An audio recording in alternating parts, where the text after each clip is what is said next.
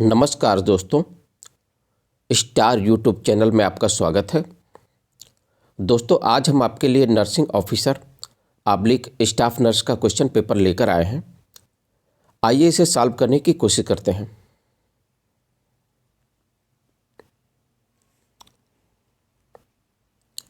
Question number 1 है आपका, विश्व स्वास्थ्य दिवस कब मनाया जाता है? ये देखिए दोस्तों, तो विश्व स्वास्थ्य दिवस आपका 7 अप्रैल को मनाया जाता है, क्योंकि 7 अप्रैल को ही विश्व स्वास्थ्य संगठन की स्थापना हुई थी। दोस्तों, 7 अप्रैल 1948 को WHO की स्थापना हुई थी, इसीलिए 7 अप्रैल को विश्व स्वास्थ्य दिवस मनाया जाता है। दोस्तों, अगला क्वेश्चन देखते हैं। क्वेश्चन नंबर 2 है आपका, भारत के वर्तमान राष्ट्रपति कौन है? तो आपको ये पता ही है दोस्तों, भारत के वर्तमान राष्ट्रपति जो है श्री रामनाथ कोविंद जी हैं। ये देखिए यहाँ पर question number option number C है दोस्तों, ये करेक्ट आंसर सी होगा। वैसे इसमें गलत थोड़ा छपा है, रातनाथ लिख दिया है, लेकिन रामनाथ कोविंद जी हैं, तो करेक्ट आंसर सी होगा। अगला क्वेश्चन देखते हैं दोस्तों। अगला क्वेश्चन है आपका,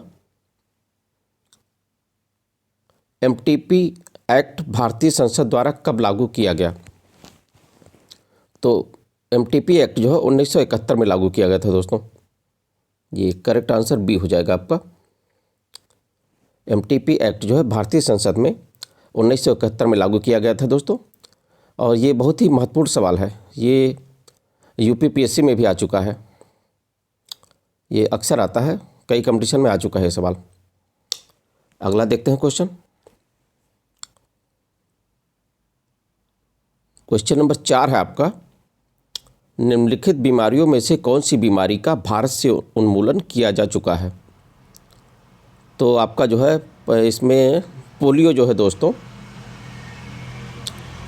जून 2014 में WHO ने भारत को पोलियो मुक्त घोषित कर दिया है। दोस्तों, ध्यान दीजिएगा कि जून 2014 में ही वर्ल्ड हेल्थ ऑर्गेनाइजेशन यानी WHO ने भारत को पोलियो मुक्त घोषित कर दिया है दोस्तों, तो इसका करेक्ट आंसर सी हो जाएगा। अगला देखते हैं। अगला क्वेश्चन है दोस्तों कि हरित क्रांति का आह्वान किसने किया था? तो इसका आंसर हो जाएगा MS स्वामीनाथन। ये देखिए दोस्तों, करेक्ट आंसर जो है सी हो जाएगा।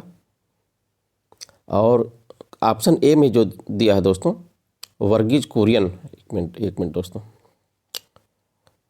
यहाँ पर देखिए वर्गीज कुरियन जो दिया है, ये ये श्वेत क्रांति के जो है जनक थे।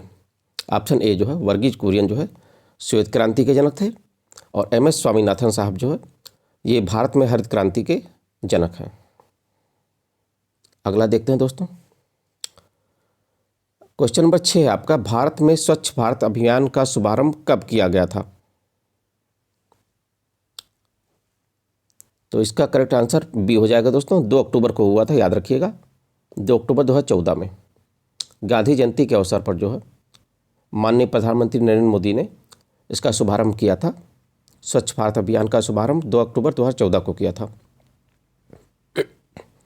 अगला देखते हैं दोस्तों। अगला क्वेश्चन, क्वेश्चन नंबर 7 है आपका, निम्नलिखित में से कौन सी प्रक्रिया को ग्लोबल वार्मिंग का जिम्मेदार ठहराया गया है? तो इसका करेक्ट आंसर ए हो जाएगा दोस्तों। पता ही होगा, ये ग्रीन हाउस इफेक्ट को ही ग्लोबल वार्मिंग कहा जाता है दोस्तों। तो ये करेक्ट आंसर ए हो जाएगा कि ग्लोबल वार्मिंग का जिम्मेदार ग्रीन हाउस इफेक्ट होता है दोस्तों। इसमें वातावरण में आपका ओजोन, जलवाष्प, मीथेन, ये सब गैसें जो बढ़ जाती हैं और दिनों दिन बढ़ रही हैं दोस्तों, इसी को ग्लोबल वार्मिंग कहा जाता है। अगला देखते हैं क्वेश्चन। क्वेश्चन नंबर 8 है आपका, निम्नलिखित में से कौन सा रोग फीको ओरल माध्यम से नहीं फैलता है? तो क्वेश्चन नंबर 8, निम्नलिखित में से कौन सा रोग फीको ओरल माध्यम से नहीं फैलता? तो करेक्ट आंसर ए हो जाएगा दोस्तों, मीजल्स। ये मीजल्स जो है आपका, ये फीको ओरल माध्यम से नहीं फैलता। अगला देखते हैं दोस्तों। क्वेश्चन नंबर 9 है आपका, दस्त रोग में मृत्यु का मुख्य कारण पता ही होगा आपको दोस्तों। तो दस्त में जो है डिहाइड्रेशन की वजह से डेथ हो जाती है। ये देखिए करेक्ट आंसर जो है सी हो जाएगा दोस्तों। निर्जलीकरण यानी कि डिहाइड्रेशन की वजह से दस्त रोग में मृत्यु हो जाती है। अगला क्वेश्चन देखते हैं दोस्तों। क्वेश्चन नंबर 10 है आपका, निम्नलिखित में से 5 वर्ष से छोटे बच्चों की मृत्यु का मुख्य कारण। तो 5 वर्ष से छोटे बच्चों की मृत्यु का मुख्य कारण निमोनिया होता है दोस्तों।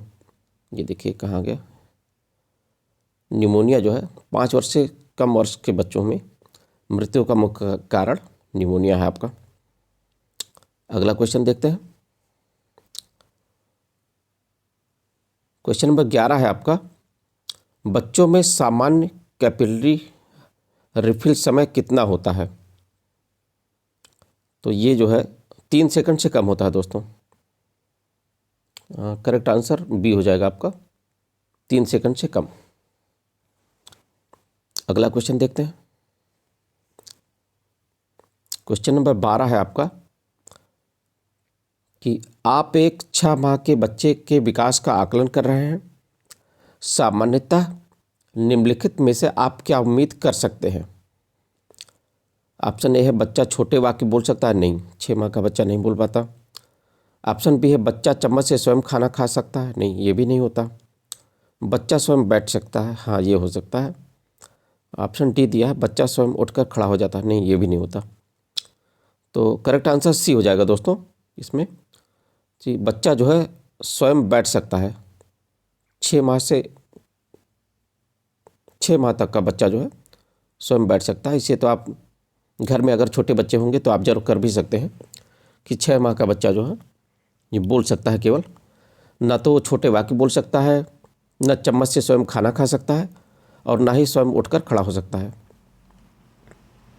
अगला क्वेश्चन देखते हैं दोस्तों। क्वेश्चन नंबर 13 है आपका, भारत में जन्म के समय नवजात का वजन सामान्यतः कितना होता है। तो ये 2.5 से 3.5 किलो होता है दोस्तों।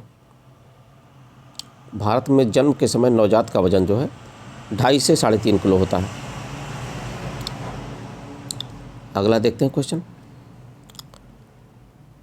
क्वेश्चन नंबर 14 है आपका, जब कंगारू मदर केयर केएमसी प्रदान की जाती है वह कम से कम कितने समय तक प्रदान करनी चाहिए। तो इसका करेक्ट आंसर दोस्तों 1 होगा, सॉरी बी, मतलब कम से कम 1 घंटा ये होना चाहिए। करेक्ट आंसर बी, कम से कम 1 घंटा। कंगारू मदर केयर में कम से कम 1 घंटा होना चाहिए। करेक्ट आंसर बी होगा दोस्तों, जब कंगारू मदर केयर प्रदान की जाती है कम से कम 1 घंटे के लिए होनी चाहिए। ये करेक्ट आंसर बी होगा दोस्तों। अगला क्वेश्चन देखते हैं। क्वेश्चन नंबर 15 है आपका, लेबर रूम का टेम्परेचर कितना होना चाहिए। तो ये दोस्तों जो है 26 से 28 डिग्री सेल्सियस होना चाहिए। ये करेक्ट आंसर बी हो जाएगा दोस्तों। करेक्ट आंसर बी हो जाएगा, 26 से 28 डिग्री सेल्सियस होना चाहिए लेबर रूम का टेम्परेचर। अगला क्वेश्चन देखते हैं। क्वेश्चन नंबर 16 है आपका, निम्नलिखित में से कौन सा इम्यूनोग्लोबुलिन मानव के दूध ह्यूमन मिल्क में पाया जाता है। तो ऑप्शन ए है IgG। तो IgG जो है ये प्लेसेंटा को क्रॉस कर सकता है। ऑप्शन बी है IgM जो अर्ली इन्फेक्शन में बनता है। IgE जो है ये एलर्जिक रिएक्शन में इनका रोल होता है। तो करेक्ट आंसर डी हो जाएगा दोस्तों। IgA जो है ये ह्यूमन मिल्क में यही पाया जाता है। ह्यूमन मिल्क सलाइवा में भी पाया जाता है ये IgA। अगला क्वेश्चन देख लेते हैं दोस्तों। क्वेश्चन नंबर 17 है, BCG वैक्सीन का इंजेक्शन किस प्रकार लगाया जाता है।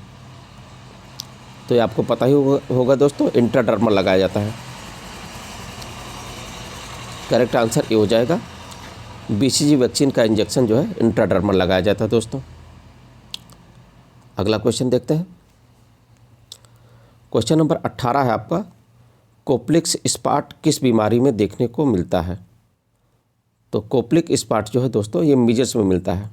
ये है करेक्ट आंसर सी हो जाएगा। ये भी जो है बहुत महत्वपूर्ण सवाल है दोस्तों, अक्सर जो है एग्जाम में आता रहता है ये।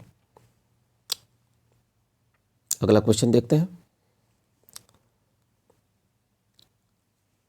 क्वेश्चन नंबर 19 है आपका, समेकित बाल विकास सेवाएं योजना ICDS scheme, integrated child development services scheme के लाभार्थी कौन है?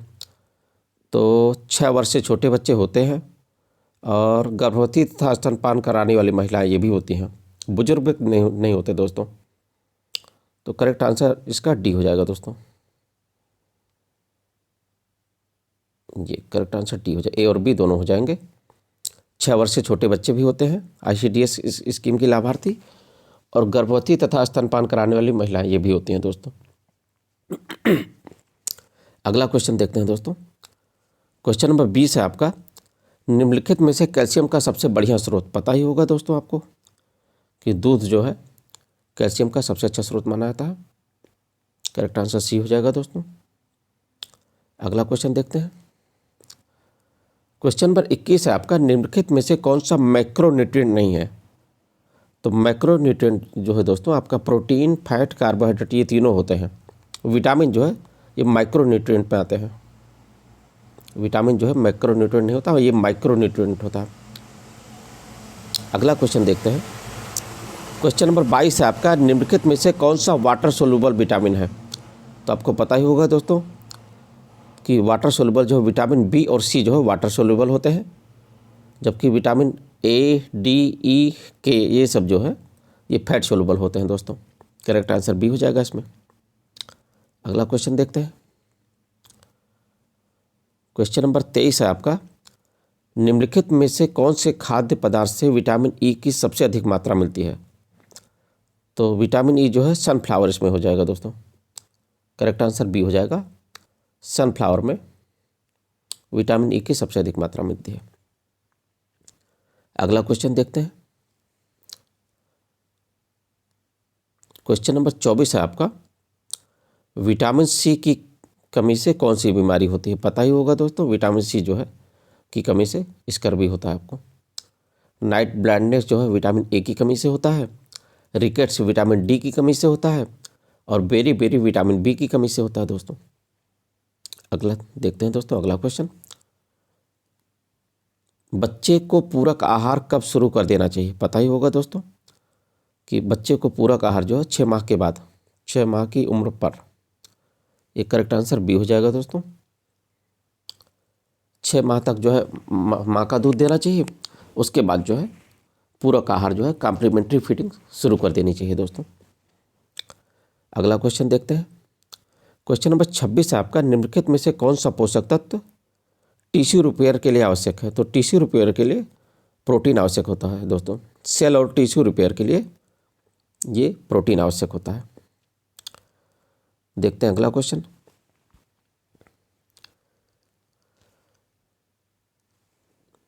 क्वेश्चन नंबर 27 है आपका, निम्नलिखित में से कौन सा लक्षण डेंगू बीमारी का नहीं है?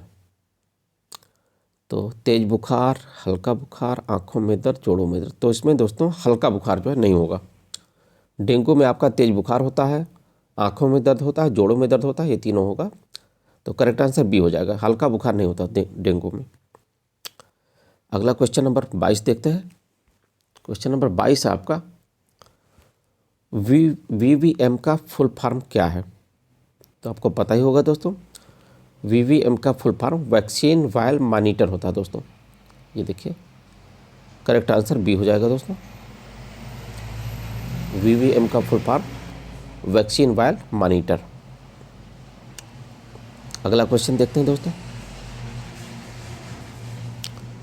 क्वेश्चन नंबर 29 है आपका, 9 माह पर विटामिन ए की डोज कितनी होती है? तो इसका करेक्ट आंसर बी हो जाएगा दोस्तों, 1 लाख आयु होता है। ये 1 लाख इंटरनेशनल यूनिट होता है। 9 महीने पर विटामिन ए की डोज 1 लाख इंटरनेशनल यूनिट होता है दोस्तों। अगला देखते हैं दोस्तों क्वेश्चन। क्वेश्चन नंबर 30 है आपका, किसी वस्तु / सतह को कोरोना वायरस से संक्रमण मुक्त किस रासायनिक पदार्थ से किया जा सकता है? Formaldehyde, methanol, glutaraldehyde, sodium hypochlorite. ये होगा दोस्तों।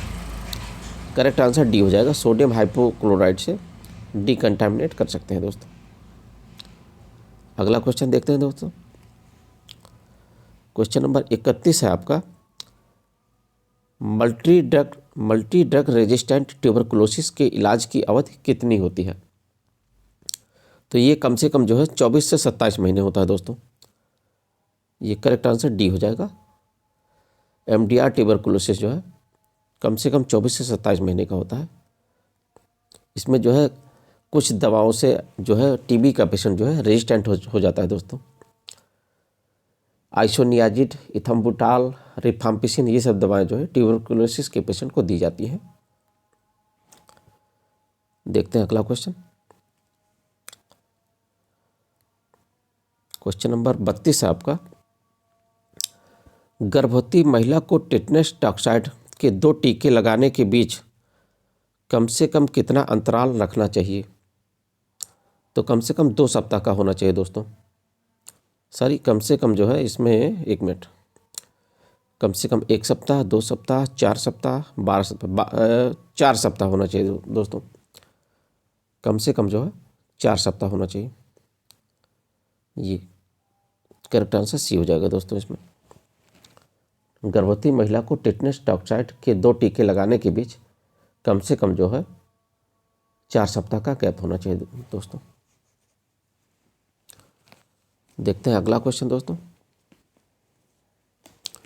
क्वेश्चन नंबर 33 है आपका, निम्नलिखित में से कौन सी वैक्सीन जन्म के समय दी जाती है? तो ऑप्शन ए है BCG, OPV, हेपेटाइटिस बी। ये तीनों दिया जाता है दोस्तों। जन्म के समय आपका BCG और OPV, ओरल पोलियो वायरस, और हेपेटाइटिस बी तीनों दिया जाता है। BCG आपका जो है बैसिलस कालमेट ग्विरिन ये होता है। ठीक, देखते हैं अगला क्वेश्चन। क्वेश्चन नंबर 34 बहुत ही आसान क्वेश्चन है दोस्तों, पता ही होगा आपको। कोविड-19 बीमारी का कारक क्या है? वायरस है, आपको पता ही है। बहुत ही आसान सवाल है दोस्तों ये। देखते हैं अगला क्वेश्चन। क्वेश्चन नंबर 35 ये भी काफ़ी आसान है दोस्तों, पता ही होगा आपको ऑलरेडी। मानव शरीर में कितनी हड्डियां होती हैं? 206 हड्डियां होती हैं। ये तो आप काफ़ी समय से जानते होंगे, बहुत पहले से जानते होंगे इस सवाल का आंसर। अगला क्वेश्चन देखते हैं दोस्तों। क्वेश्चन नंबर 36 है आपका, TB की जांच के लिए किए जाने वाले ट्यूबरकुलिन टेस्ट को क्या कहते हैं? तो ट्यूबरकुलिन टेस्ट को जो है इसी को मांटुक्स टेस्ट भी कहा जाता है दोस्तों। ये देखिए करेक्ट आंसर बी हो जाएगा। सिक टेस्ट जो है आपका वो उसके लिए होता है, डिप्थीरिया के लिए होता है। और VDRL टेस्ट जो है आपका ये सिफिलिस के लिए होता है दोस्तों। और एलाइजा टेस्ट जो है इससे कई जांचें होती हैं। एलाइजा से HIV भी होता है दोस्तों। एड्स की भी जांच होती है, HIV की भी जांच जो है एलाइजा से होती है दोस्तों। तो करेक्ट आंसर बी हो जाएगा, मांटुक्स टेस्ट। अगला क्वेश्चन देखते हैं दोस्तों।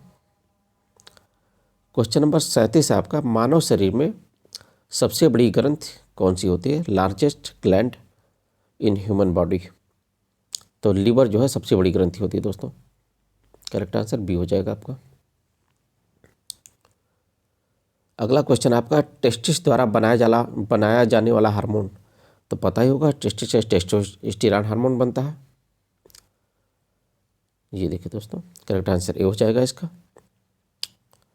देखते हैं अगला क्वेश्चन।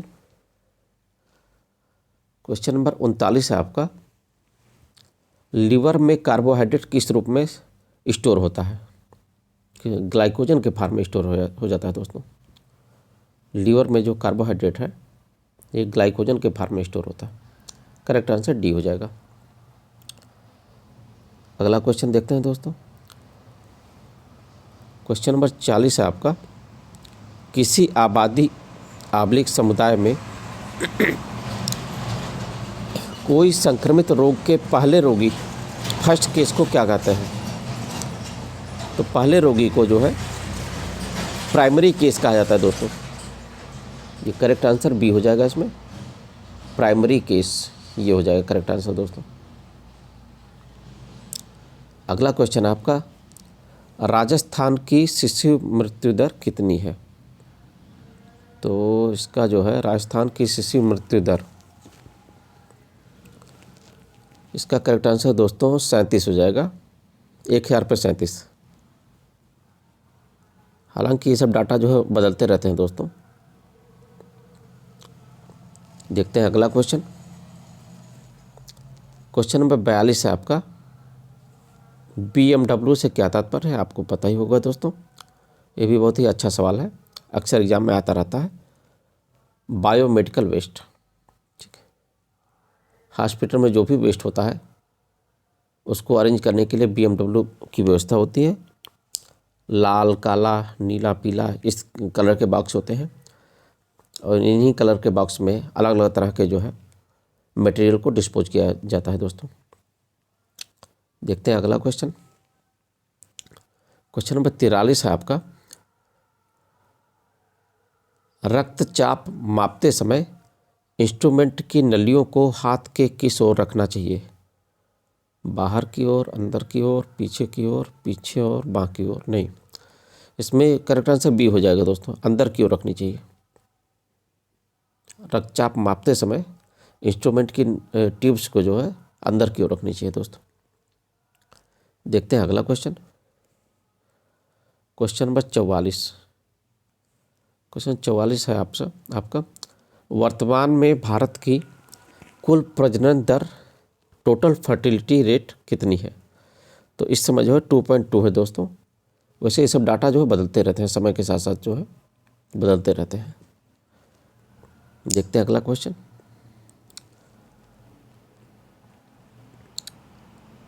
क्वेश्चन नंबर 45 है आपका, टाइफाइड बीमारी का पता लगाने के लिए कौन सा टेस्ट किया जाता है?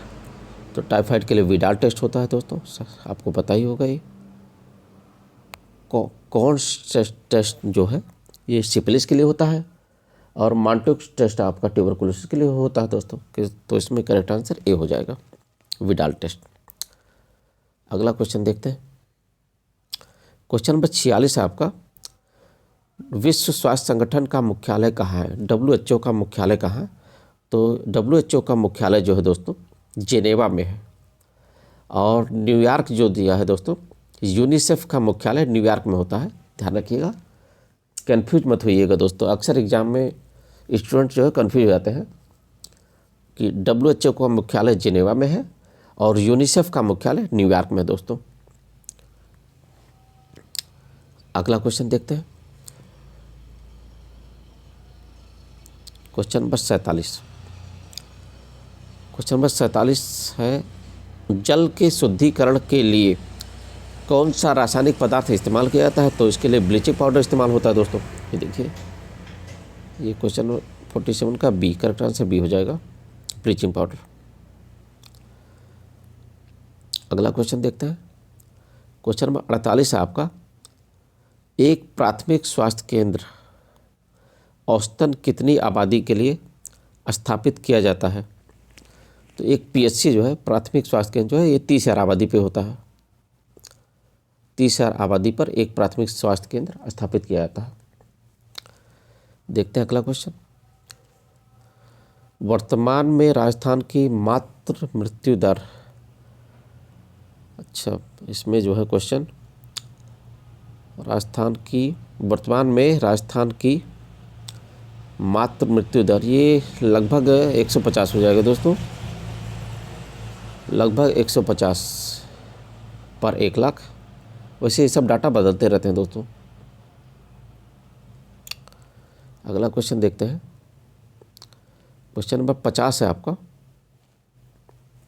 देश में पिछली जनगणना कब की गई थी? तो देश में पिछली जनगणना जो है दोस्तों, वैसे तो 2021 में हुई थी, लेकिन इसमें ऑप्शन में है नहीं, तो 2011 में की गई थी। उससे पहले जो है 2011 में की गई थी दोस्तों। और जनगणना जो है हमेशा 10 साल पे होती है दोस्तों। हमेशा 10 साल के अंतराल पर होती है। जैसे 2011 में हुआ, फिर 21 में, फिर 31 में, फिर 2041 में, फिर 2051 में, इस तरीके से होगा दोस्तों। तो आप इस तरीके से भी समझ सकते हैं कि करेक्ट आंसर 2005-06 नहीं हो सकता, क्योंकि 10 साल के गैप पे हो रहा है। तो 2001 में हुआ, फिर 2011 में, फिर 2021 में, 2031 में, 2041 में, इस तरीके से 10 साल के गैप पे हो रहा है दोस्तों। तो करेक्ट आंसर बी होगा। करेक्ट आंसर सी भी नहीं होगा। 2012 से 14 इस तरीके से नहीं होता, 2019 भी नहीं होगा। तो इसी फॉर्मेट में रहता है दोस्तों, इसी पैटर्न पे रहता है, आप समझ सकते हैं। अगला क्वेश्चन है आपका, विश्व की कितनी जनसंख्या भारत में रहती है? तो भारत में जो है लगभग विश्व की जो है 17% जनसंख्या रहती है दोस्तों। लगभग 17% जो है विश्व की जनसंख्या जो है भारत में रहती है। देखते हैं अगला क्वेश्चन दोस्तों।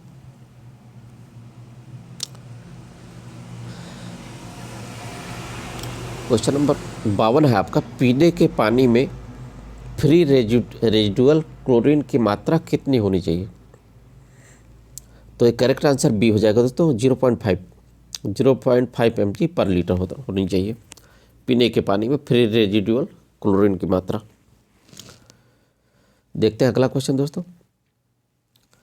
भारत में राष्ट्रीय जनसंख्या नीति, नेशनल पॉपुलेशन पॉलिसी कब लागू की गई? ये सन 2000 में लागू किया गया था दोस्तों। करेक्ट आंसर डी हो जाएगा। ठीक, अगला क्वेश्चन देखते हैं। राष्ट्रीय ग्रामीण स्वास्थ्य मिशन का शुभारंभ किस वर्ष में? ये 2005 में हुआ था दोस्तों। ये करेक्ट आंसर सी हो जाएगा, 2005 में हुआ था। देखते हैं अगला क्वेश्चन दोस्तों। क्वेश्चन नंबर 55 है आपका, आशा सहयोगिनी सामान्यतः कितनी आबादी के लिए सेवाएं प्रदान करती है? तो ये 1000 पर होती है दोस्तों। हर 1000 पॉपुलेशन पर एक आशा होती है दोस्तों। ये रूल है कि 1000 जनसंख्या पर एक आशा होनी चाहिए। तो करेक्ट आंसर बी हो जाएगा दोस्तों, 1000। देखते हैं अगला क्वेश्चन दोस्तों। Question number 56। अच्छा, 56 हो चुका है, नहीं 1 मिनट, 55 हो चुका है, 56 है। क्वेश्चन नंबर 56 है आपका, निम्नलिखित में से कौन सी बीमारी का भारत से उन्मूलन कर दिया गया है? मलेरिया नहीं, मलेरिया तो अभी चल ही रहा है। एसआईवी आपका जो है सिमीनियन इम्यूनोडेफिशिएंसी वायरस। एसआईवी जो है आपका सिमियन इम्यूनोडेफिशिएंसी वायरस होता है, ये भी अभी चल रहा है।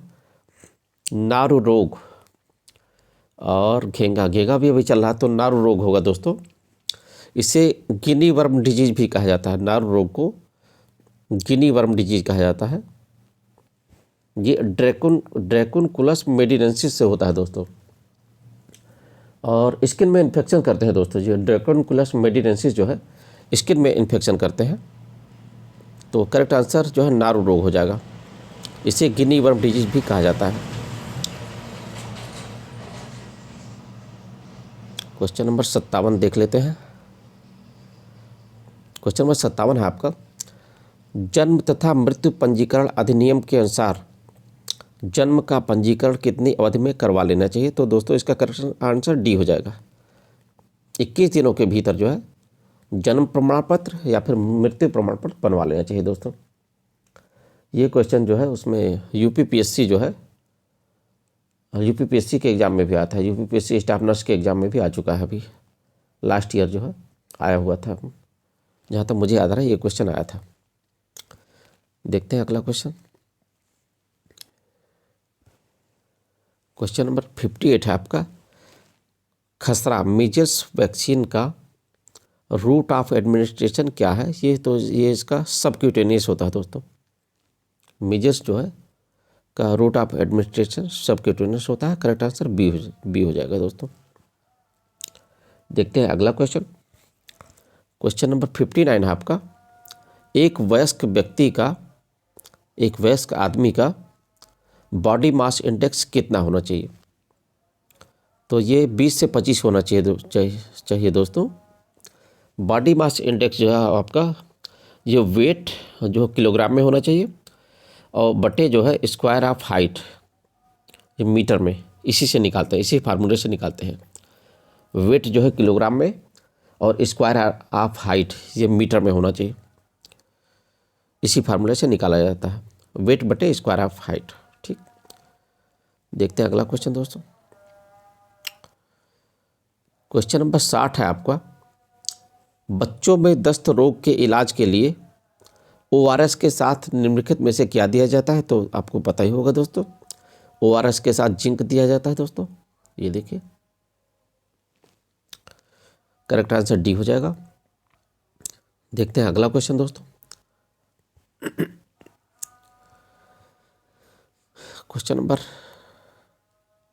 61, प्रसवोत्तर रक्तस्राव पोस्टपार्टम हिमोरेज में कौन सी दवा काम में नहीं ली जाती? तो इसमें मिफेप्रिस्टोन ये नहीं ली जाती दोस्तों। करेक्ट आंसर सी हो जाएगा। इसमें मिफेप्रिस्टोन जो है नहीं दी जाती है इसमें। देखते हैं अगला क्वेश्चन,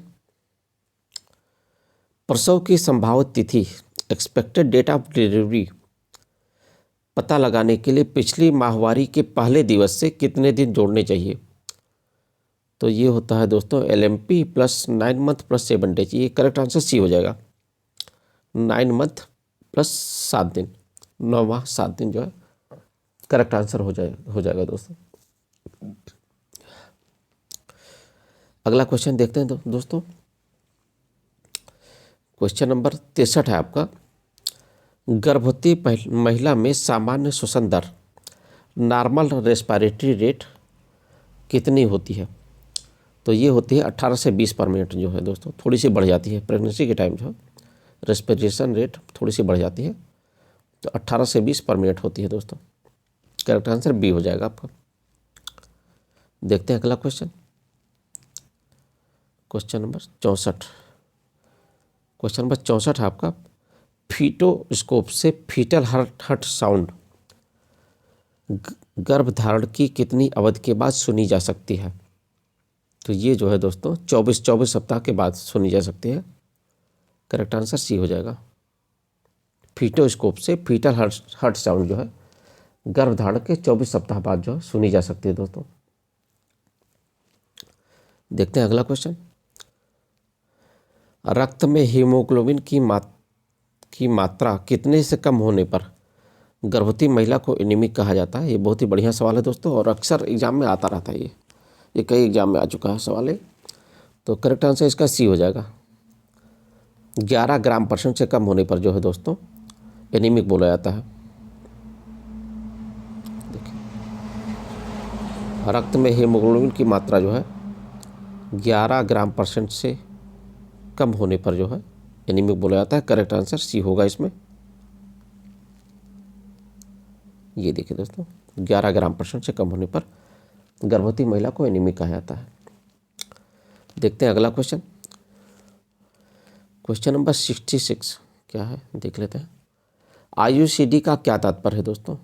अच्छा सवाल है, आपको पता भी होगा। तो IUCD होता है आपका इंट्रायूटेराइन कंट्रासेप्टिव डिवाइस। ये करेक्ट आंसर सी हो जाएगा दोस्तों। इंट्रायूटेराइन कंट्रासेप्टिव डिवाइस IUCD ये होता है। देखते हैं अगला क्वेश्चन दोस्तों, क्वेश्चन नंबर 67। क्वेश्चन नंबर 67 है आपका, सामान्यतः फीटल हार्ट रेट कितनी होती है? तो ये 120 से 160 पर मिनट होता है दोस्तों। ये करेक्ट आंसर सी हो जाएगा इसमें। देखते हैं अगला क्वेश्चन,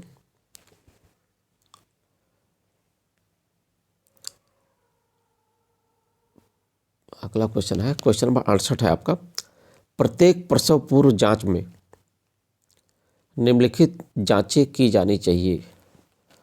तो प्रसव पूर्व जांच, तो इसमें होना चाहिए दोस्तों, करेक्ट आंसर बी हो जाएगा। हीमोग्लोबिन, यूरिन शुगर और यूरिन एल्बुमिन ये होता है। ठीक, देखते हैं अगला क्वेश्चन। अगला क्वेश्चन है एक गर्भवती महिला को 4 माह के गर्भ पर टिटनेस टॉक्साइड का पहला टीका लगा था। अब वह 8वें माह में जांच हेतु आई है। आप टीटी के टीके के बारे में क्या निर्णय लेंगे? तो है ऑप्शन है, टीटी का टीका नहीं लगाएंगे, टीटी का दूसरा टीका लगाएंगे, टीटी का 0.5 ml की जगह 1 ml टीका लगाएंगे, आज टीटी का टीका लगाएंगे और महिला को 15 दिन बाद टीटी के एक और टीके के लिए बुलाएंगे। नहीं दोस्तों, इसमें करेक्ट आंसर बी हो जाएगा दोस्तों। टीटी का दूसरा टीका लगाएंगे, उतनी ही डोज लगेगी, लगा देंगे। ठीक, करेक्ट आंसर बी होगा दोस्तों। देखते हैं अगला क्वेश्चन नंबर 70 है आपका, हीमोग्लोबिन की मात्रा जांचने के लिए क्या इस्तेमाल किया जाता है? तो N/10 HCl जो है साहली मेथड से जो हीमोग्लोबिन की जांच होती है दोस्तों, उसमें N/10 HCl का इस्तेमाल होता है दोस्तों। तो करेक्ट आंसर बी हो जाएगा आपका। देखते हैं अगला क्वेश्चन दोस्तों।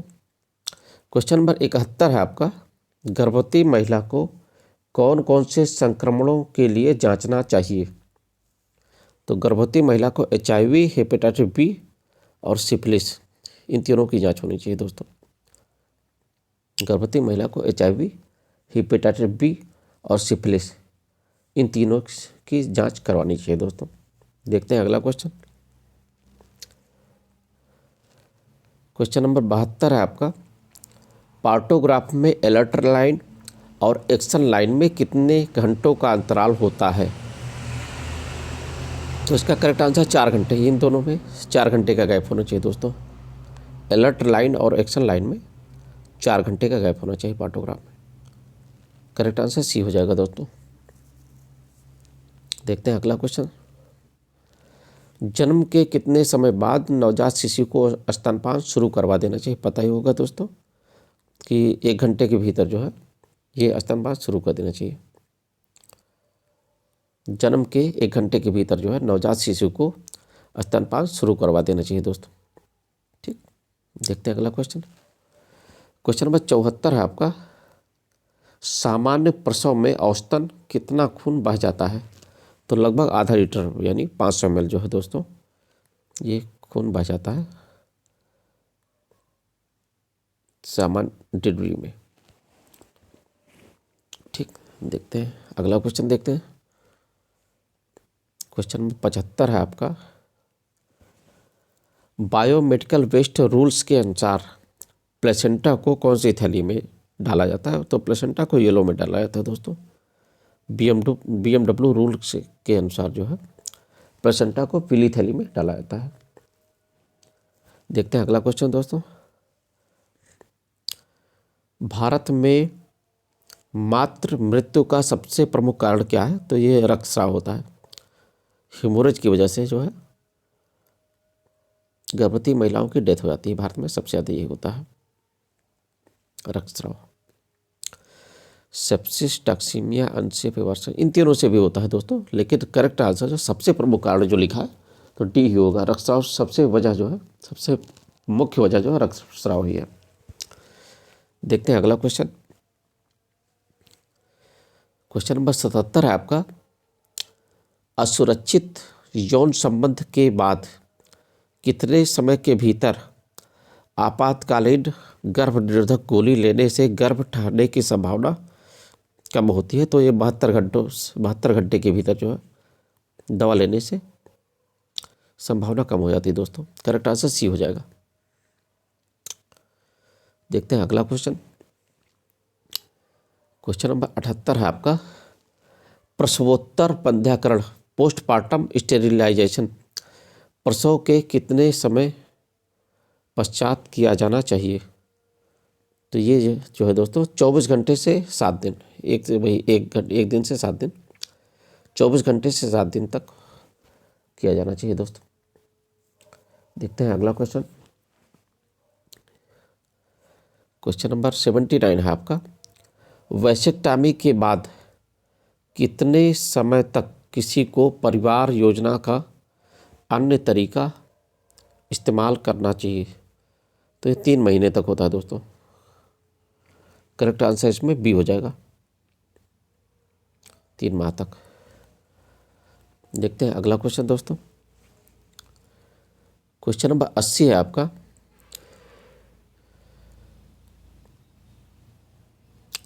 लिवोनॉर्जेस्टेल एलएनजी आईयूसीडी को कितने समय में बदल लेना चाहिए?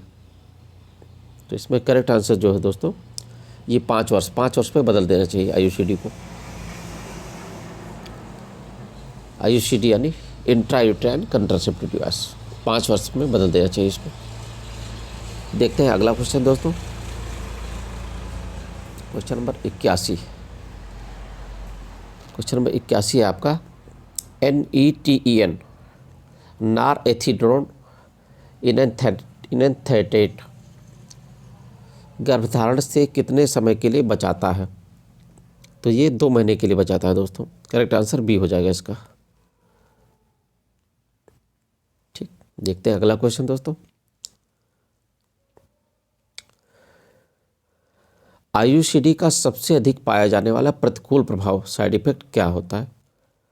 तो आईयूसीडी से ये एक्सेसिव मेंस्ट्रुअल फ्लो होता है दोस्तों, सबसे ज़्यादा यही होता है, एक्सेसिव मेंस्ट्रुअल फ्लो हो जाता है आईयूसीडी से। देखते हैं अगला क्वेश्चन दोस्तों। HIV संक्रमण पता लगाने के लिए कौन सी तकनीक अपनाई जाती है? तो HIV के लिए वेस्टर्न ब्लॉट और एलाइजा ये अपनाया जाता है दोस्तों। वेस्टर्न ब्लॉट और एलाइजा जो है HIV संक्रमण का पता लगाने के लिए किया जाता है। देखते हैं अगला क्वेश्चन। क्वेश्चन नंबर 84 है आपका। किशोरावस्था में सबसे ज़्यादा पाई जाने वाली पोषण संबंधी कमी कौन सी है? तो आयरन डेफिशिएंसी एनीमिया हो जाता है किशोरावस्था में। देखते हैं अगला क्वेश्चन। क्वेश्चन नंबर 85 है आपका। विश्व में किशोरावस्था में मृत्यु का सबसे बड़ा कारण क्या है? तो किशोरावस्था में सबसे सड़क दुर्घटना जो है, विश्व में जो है सड़क दुर्घटना जो प्रमुख कारण होता है दोस्तों। देखते हैं अगला क्वेश्चन। क्वेश्चन नंबर 86 है आपका। टेस्टोस्टेरोन एक हार्मोन है जो पाया जाता है, ये दोनों में पाया जाता है दोस्तों, पुरुष और महिला दोनों में होता है। टेस्टोस्टेरोन जो है, करेक्ट आंसर डी हो जाएगा। ये पुरुष और महिलाओं दोनों में पाया जाता है। Correct answer D. देखते हैं अगला क्वेश्चन। क्वेश्चन नंबर 87 है आपका। किशोर बालक बालिकाओं में डीवर्मिंग के लिए एल्बेंडाजोल की डोज कितनी है? तो इसमें 400 mg दिया जाता है दोस्तों। 400 mg OD और HS जो है दोस्तों होरा सोमनी, रात को वही सोने के टाइम जो है देना है। HS का फुल फॉर्म होरा सोमनी होता है। 400 mg OD, पता ही आपको OD।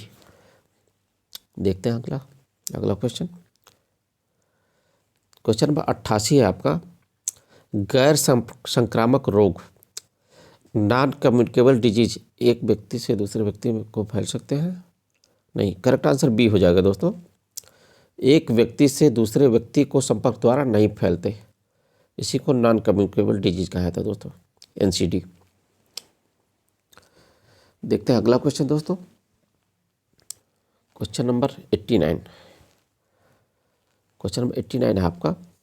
किसी वयस्क व्यक्ति का सामान्य रक्तचाप नॉर्मल ब्लड प्रेशर कितना होता है? तो ये पता ही है दोस्तों आपको, ये होता है 120/80। ये करेक्ट आंसर ये हो जाएगा दोस्तों। इसमें गलती से 180 छप गया है, 120/180 गलती से छपा है।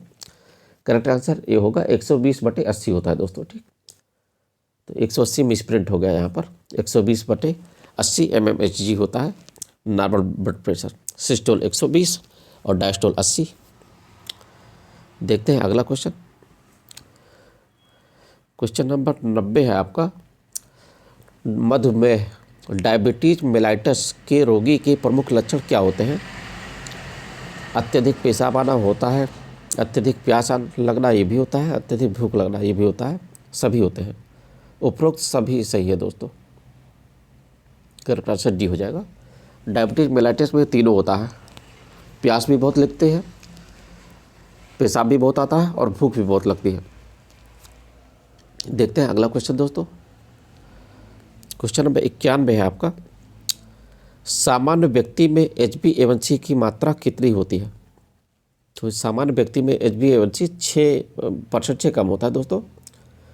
HbA1c जो है दोस्तों, ये शुगर की जांच के लिए किया जाता है, 3 महीने के गैप पे होता है दोस्तों। खासकर जो है डायबिटिक पेशेंट जो होते हैं उनके लिए किया जाता है, 3 महीने के गैप पे होता है, हर 3-3 महीने पर होता है HbA1c की जांच। नॉर्मल जो है 6% से कम होनी चाहिए दोस्तों। देखते हैं अगला question. Question number 92। Question number 92 है आपका, किसी वयस्क में रैंडम ब्लड शुगर की कितनी मात्रा से मधुमेह डायबिटिक मेलाइटिस का संदेह होना चाहिए? तो ये 140 से ज़्यादा अगर होता है दोस्तों, 140 मिलीग्राम पर डेसीलीटर से ज़्यादा अगर है तो डायबिटीज़ सस्पेक्टेड हो जाता है दोस्तों। करेक्ट आंसर सी हो जाएगा इसमें। अगला क्वेश्चन देखते हैं। डायबिटीज मेलाइटिस मधुमेह की सबसे ज़्यादा पाई जाने वाली जटिलता कॉम्प्लिकेशन क्या है? इसमें स्ट्रोक, सबसे ज़्यादा जटिलता स्ट्रोक्स में होती है दोस्तों। करेक्ट आंसर डी हो जाएगा। अगला क्वेश्चन देखते हैं। क्वेश्चन नंबर 94 है आपका, मानव शरीर में कैंसर किस प्रकार फैलता है? त्वचा के माध्यम से, लिम्फेटिक सिस्टम के माध्यम से, रक्त के माध्यम से? नहीं, करेक्ट आंसर जो है डी हो जाएगा दोस्तों। लिम्फेटिक सिस्टम और रक्त दोनों से फैलता है दोस्तों। करेक्ट आंसर डी हो जाएगा इसमें। अगला क्वेश्चन देखते हैं दोस्तों। क्वेश्चन नंबर 95 है आपका, निम्नलिखित सभी कारण स्तन कैंसर का जोखिम बढ़ाते हैं सिवाय एक के? तो स्तन कैंसर लेट मेनोपॉज से हो सकता है, अत्यधिक वजन इससे भी हो सकता है, कई व्यक्तियों के साथ यौन संबंध, नहीं ये नहीं, शारीरिक व्यायाम ना करना। तो करेक्ट आंसर इसमें सी हो जाएगा दोस्तों।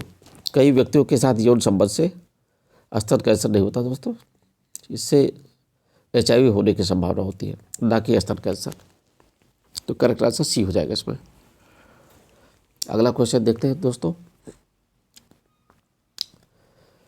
क्वेश्चन नंबर 96 है, स्तन की स्वयं जांच करने ब्रेस्ट सेल्फ एग्जामिनेशन का सबसे उपयुक्त समय कब होता है? तो ये जो है दोस्तों, माहवारी के प्रथम दिन के 7 से 10 दिन बाद ये जो हो जाए। करेक्ट आंसर बी हो जाएगा इसमें। ब्रेस्ट सेल्फ एग्जामिनेशन के लिए सबसे उपयुक्त समय यही है, माहवारी के प्रथम दिन के 7 से 10 दिन बाद। Correct answer B. अगला क्वेश्चन देखते हैं। क्वेश्चन नंबर 97 है आपका, गर्भावस्था के दौरान तंबाकू सेवन से क्या हो सकता है? तो इससे जो है लो बर्थ वेट बेबी, ये करेक्ट आंसर सी हो जाएगा दोस्तों। कम वजन वाला बच्चा हो सकता है, गर्भावस्था में तंबाकू सेवन से कम वजन वाला बच्चा हो सकता है। करेक्ट आंसर सी हो जाएगा। देखते हैं अगला क्वेश्चन। अगला क्वेश्चन है आपका क्वेश्चन नंबर 98। इंसुलिन इंजेक्शन सामान्यतः किसके लिए दिए जाते हैं? तो इंसुलिन इंजेक्शन टाइप 1 के लिए दिया जाता है दोस्तों। Diabetic mellitus, type 1 diabetic mellitus के लिए इंसुलिन इंजेक्शन दिया जाता है दोस्तों। करेक्ट आंसर ये हो जाएगा। अगला क्वेश्चन देखते हैं। क्वेश्चन नंबर 99 है दोस्तों आपका, सामान्य मानव विकास के लिए प्रतिदिन आयोडीन की कितनी मात्रा की आवश्यकता होती है? तो प्रतिदिन जो है 100 से 150 माइक्रोग्राम की आवश्यकता होती है दोस्तों। करेक्ट आंसर सी हो जाएगा इसका। अगला क्वेश्चन देखते हैं। क्वेश्चन नंबर 100 जो है लास्ट क्वेश्चन जो है आपका, ये है सर्वाइकल कैंसर से बचाव के लिए कौन सी वैक्सीन इस्तेमाल में ली जा सकती है? तो सर्वाइकल कैंसर से बचाव के लिए ये HPV वैक्सीन ली जा सकती है दोस्तों। ये करेक्ट आंसर डी हो जाएगा। HPV वैक्सीन यानी कि ह्यूमन पेपिलोमा वायरस, ये हो जाएगा दोस्तों। Correct answer D, human papilloma virus.